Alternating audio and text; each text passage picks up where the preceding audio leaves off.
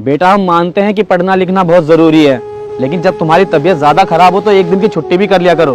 तुम्हें तो पता ही है इस दुनिया में तुम्हारी माँ नहीं रही, तो तुम्हें अपना ख्याल खुद ही रखना पड़ेगा। ओए गुड्डू, कहाँ गायब था सुबह से तू?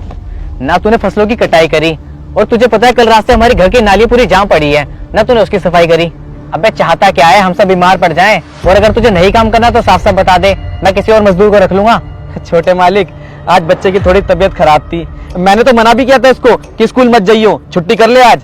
लेकिन मेरे बच्चे को पढ़ने का बहुत शौक है ना, और ये पढ़ने में तेज भी बहुत है, तो इसने मेरी बात नहीं मानी, जिद्दी बहुत है, चला गया स्कूल। तो इसकी फिक्र हो रही थी मुझे, तो मैं चला गया था इसको स्कूल लेने। आपकी घर की नाली में कल साफ कर दूंगा, और रही बात खेतों की तो सारी कटाई कल कर दूंगा। अबे एक बात बता, तू क्या करेगा इसे पढ़ा लिखा कर? आखिर इसे भी तो वही काम करना है जो तुम और तुम्हारे बाप दादा करते आ रहे हैं, हमारे घर की नालियां साफ। अरे नहीं नहीं छोटे मालिक, मेरा बच्चा नालियां साफ नहीं करेगा, ये पढ़ लिख कर देखना कुछ बड़ा आदमी बनेगा, बहुत शौक है इसे पढ़ने लिखने का। जा बच्चे, अपना बस्ता अंदर रख दे, और मैंने खाना बना दिया, खाना खा ले। अरे रुक, अबे इसे भी सुनने दे, आखिर इसे भी तो पता चलना चाहिए कि तुम्हारे बाप दादा पिछले 40 साल से हमारे घर की नालियां साफ करते आ रहे हैं, और इसे भी वही करना है। तो बेटा, पढ़ाई लिखाई का कोई फायदा नहीं है। अबे तुम दोनों क्या खड़े हो गए हैं, तमाशा देख रहे हो? जब काम करो खेतों में, और तू भी कल टाइम से काम पे आ जाइयो। चल बेटा, खाना वाना खा ले। बाबूजी, एक बात पूछूं? हाँ पूछ बेटा।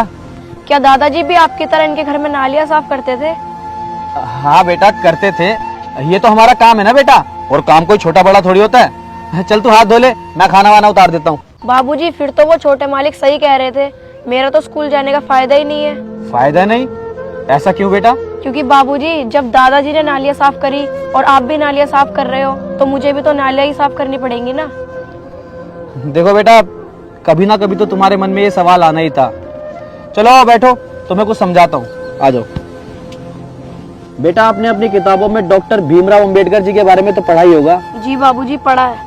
पता है वो क्या कहते हैं? वो कहते हैं कि शिक्षा उस शेरनी का दूध है, जो इसे पिएगा वो दहाड़ेगा। और शिक्षा का असली मतलब क्या होता है? पढ़ाई लिखाई, जो तुम बहुत अच्छे से कर रहे हो बेटा। देखना, अगर तुम ऐसे ही पढ़ाई लिखाई करते रहे ना, तो तुम आगे चल के वही काम करोगे जो तुम करना चाहते हो। और रही बात तुम्हारे दादाजी और मेरी, तो अगर हमें भी पढ़ने लिखने का मौका मिलता तो हमें भी बेटा ये काम नहीं करना पड़ता। खैर, उस वक्त के हालात को छोड़ते हम कुछ कह भी नहीं सकते। अब तो समझ आया ना बेटा? जाओ अब खाना खा लो।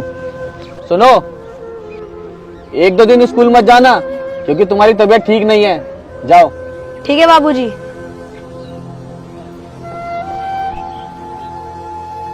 बेटा मैं काम पे जा रहा हूँ, तुम अपना ख्याल रखना और दवाई खा लेना। अरे सुनो, ये स्कूल की वर्दी क्यों पहन ली? चलो आराम करो।